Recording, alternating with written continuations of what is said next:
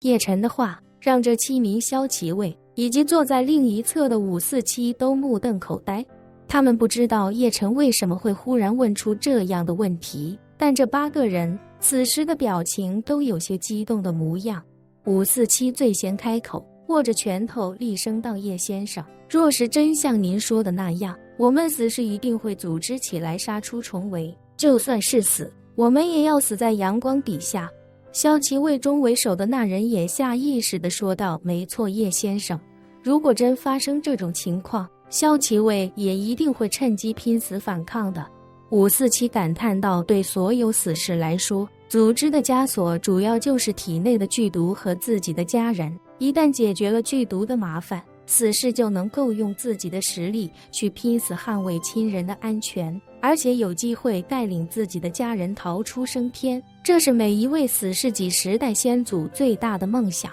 一旦有机会，每一位死士都将为这个梦想全力以赴。”547的话让其他几名骁骑卫十分赞同，并且感同身受。他们与这些死士一样，也都渴望着有朝一日能够彻底脱离这个神秘组织的掌控。之所以一直都没有站出来反抗组织，主要也是因为体内的剧毒根本无力对抗。他们之前也并不是没有前辈这么干过，可是反抗也好，逃走也罢，每一个人逃走后的最大寿命就只有7天而已。所以这种完全没有任何机会成功的事情，久而久之也就没人愿意去做了。但如果真发生了叶晨所说的那种情况，体内的剧毒忽然之间被彻底清除，他们也会像死士一样，立刻站起来反抗到底。叶晨在看到几人的态度之后，便满意的点了点头，开口问道：“节度使需要定期服用解药吗？”“没听说过。”为首的骁骑卫开口道：“节度使为人神秘，行事低调，是否也要像我们一样服用解药？我们也无从得知。”叶晨又问：“那每一次解药送到之后，是如何派发到你们以及所有死士手中的？”那人解释道：“每一次解药送到之后，都是由节度使亲自和负责运送解药的邮差对接。解药是以10枚为1封，用防水的蜡纸进行包裹，再用特殊的火漆与印章封住。每次解药送到，节度使都会亲自检查每一封药的包装情况，在确定没有任何问题之后，将这些解药交给他的贴身侍卫，再由他的贴身侍卫来亲自为我们这些骁骑卫发放。”说着，他又继续道：“解药发放的时候，我们会按建制列队，排队领取解药，并且在领取到解药之后，必须立刻将解药服下，不得将解药悄悄带走。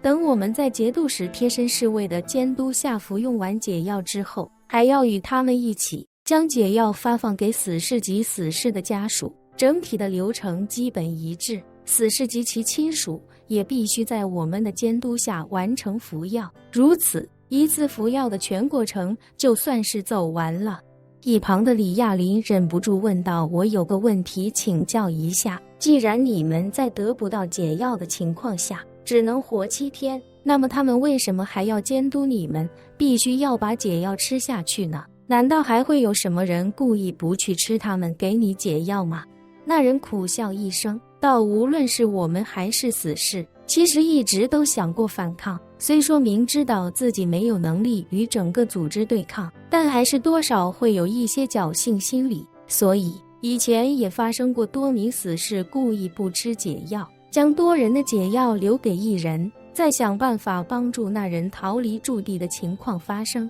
希望能够通过向外界求援，揭露整个组织的内幕，来换取外界的帮助，但无一例外都失败了。不过正因为有了这种事情发生，所以组织的要求就是服药时必须有人监督。”叶晨听到这里，开口说道：“也就是说，给你们的解药是有特殊防伪的，但具体是通过哪种手段防伪，只有节度使一人知晓，所以解药送到之后，由他来进行对接，并且鉴定真伪，确定没有问题之后，才会先发放给骁骑卫，其次是死士及其家属。”“对。”那人点头说道：“整个流程其实是非常严密的。”叶晨又问：“在你的印象中，解药都有哪些防伪特征？”这个那人迟疑片刻，开口道：“我也不能确定都有哪些防伪特征。虽然每一封药都是当着我们的面拆开，并且发放给我们的，但用来封住蜡纸的火漆，每次都是重新加热过的。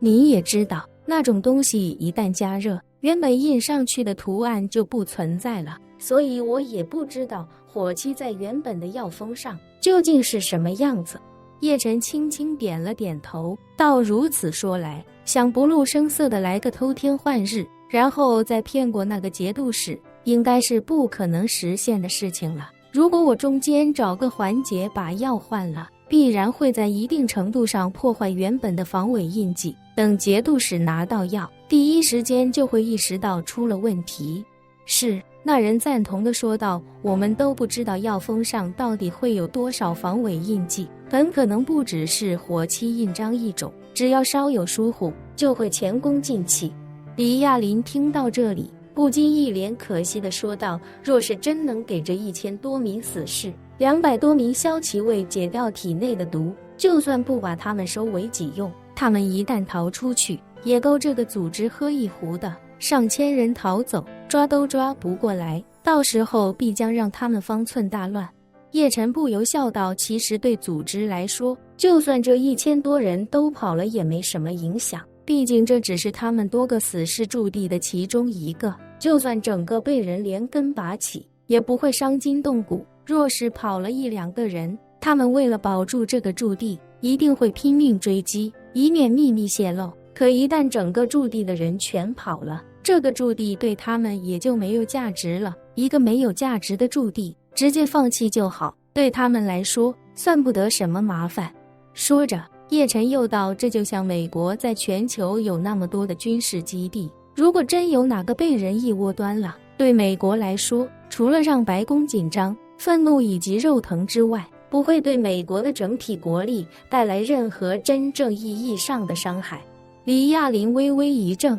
旋即点头说道：“叶少爷说得对，这个组织的势力大到超乎想象，区区一个驻地可能还真不算什么。”叶晨玩味地笑了笑，随口道：“既然没办法瞒过节度使，那就干脆把他变成自己人，这样一来，就能真正意义上实现瞒天过海。”为首的骁骑卫不解地问道：“叶先生，您打算怎么实现这个想法？节度使就是组织上的封疆大吏，对整个驻地的人都有着生杀大权，这样的人怎么会成为自己人呢？”叶晨笑了笑，淡淡道：“这一点你们不用担心，只要我见到他，就能让他对我唯命是从。”用灵气给一个人洗脑，是叶晨屡试不爽的招数。如果自己能够给塞浦路斯的节度使洗脑，让他成为自己的傀儡，再顺势为所有死士与骁骑卫给了体内的剧毒，便可让这些死士与骁骑卫加入自己的麾下，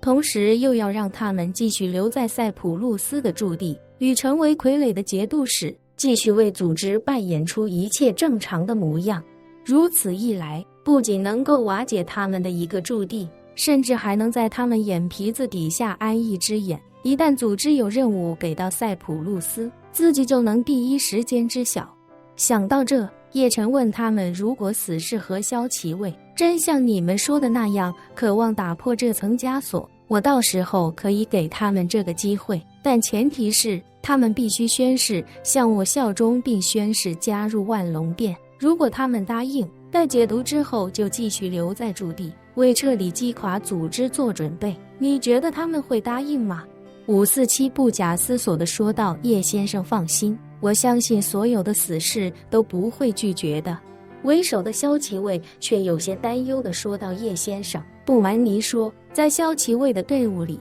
已经有个别人产生了继续向上爬的念头，他们的心与组织是走得很近的，一心想着为组织立功劳，继而能够更上一层楼。如果这些人不除掉，恐怕将来会坏事。”叶晨点了点头，淡然道：“这些好解决，到时候只需要略施小计，就能让这些人主动冒出头来。”说着，他又问道：“你们下次送药是什么时候？”4天后，为首的骁骑卫开口道：“正常情况下，我们5天后就要服用下一轮解药了。药一般会在服药前1天的夜里抵达，在完成核验之后，会在凌晨4点到上午8点的时间段集中服药。叶晨问：药与其他物资一样，都是从土耳其运过去的，是吧？没错。对方点头道，其他生活物资也会随运输船一起运抵塞浦路斯。好，叶晨微微笑道，4天之后我一个人过去一趟。说着，他又看向万破军，嘱咐道，破军，你这几天准备一下，到时候带着人在公海上等我消息，一旦我解决了问题，你就带人登陆，和我一起接手那座铜矿。万破军不假思索地说道，好的，叶先生，属下一定全力以赴。叶晨点点头，开口道，几千人的解药，我也需要几天时间准备一下。4天之后，我会直接飞去黎巴嫩贝鲁特，破军提前给我准备一艘小艇，我一个人过海去会会他们。本期视频结束，欢迎订阅我的频道，这样就不会错过精彩内容。